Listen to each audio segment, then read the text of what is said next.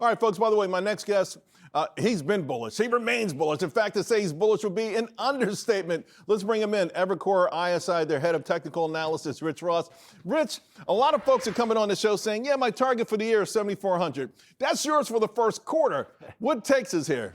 Yeah, as you can see, Charles, I think there's 1,000 points of up and to the right, as they say. Keep in mind, we're starting the year at just about 7,000. We think we come out hot. You got upside to 7,400. What did the S&P do over the November and December timeframe? A period of typical seasonal strength last year. It was kind of chopping around in sideways fashion. So what we're doing right now to start the year is really unleashing all of that coiled energy that was a byproduct of the final 2 months of consternation. And again, a very bullish backdrop from both the top down and the bottom up. All right, so you like banks here. Obviously, they kick off earnings season this week. They're also in the eye of the storm. President Trump coming at them with respect to credit card fees and other things.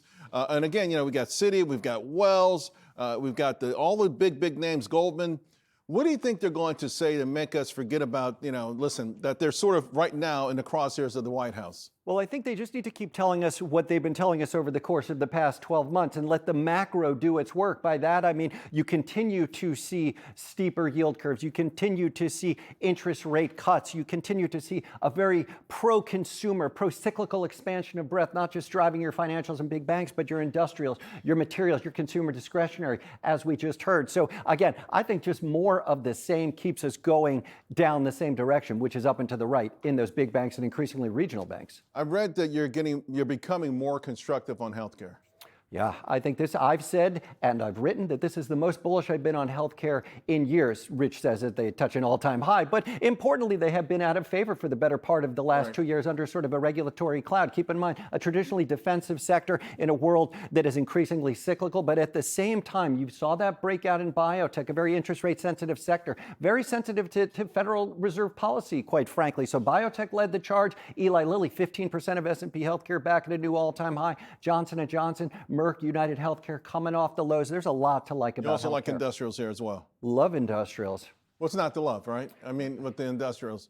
We've got that XLI, again, breaking out, you know, but when you see a breakout like this, particularly in this kind of environment, typically, how much more does it usually go up? Well, we talk about a breakout from consolidation in the S&P 500. Note the breakout on the industrials has been even bigger when you think about big cyclically driven markets like the DAX in Germany, some of these big sectors. You heard from your previous guest about the surge in defense contractors, which again, life imitates chart. There's room here, Charles. You've been consolidating for quite some time. You just have such a strong bullish base breakout as you've seen here, not just industrials, but really around the market. Yeah, we've got this chart here, and you've got to buy on Western Digital, Seagate, which, by the way, they're both exploding today. But you also mentioned Micron, right? And this is a stock I've been pounding the table on. My subscribers own the stock. I've talked about it a lot here on this show in the last year.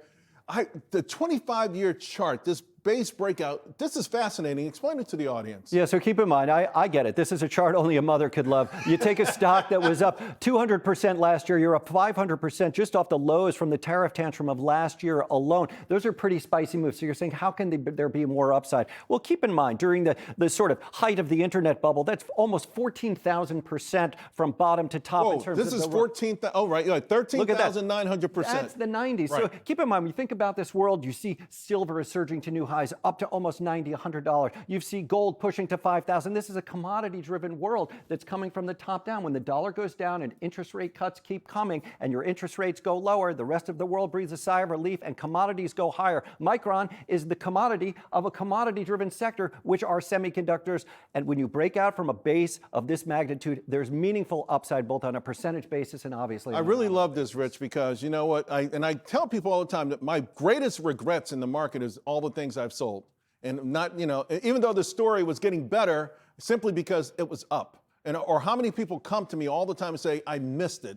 This is suggesting, hey, up 600% feels like you missed it, but history suggests it's been able to show to go up 14,000%. And when you use a different level to triangulate your position, so, you know, this sort of bear might push back and say, what am I supposed to do, Ross? Buy it up here 600% since the April lows. And I'd say, well, actually, it's only tripled since the highs 25 years ago. And quite frankly, I think that is the lens through which we should look at Micron, semis, the markets more broadly. Always learning from you, my man. Thank you so much. Thank you very much. And I like your new watch.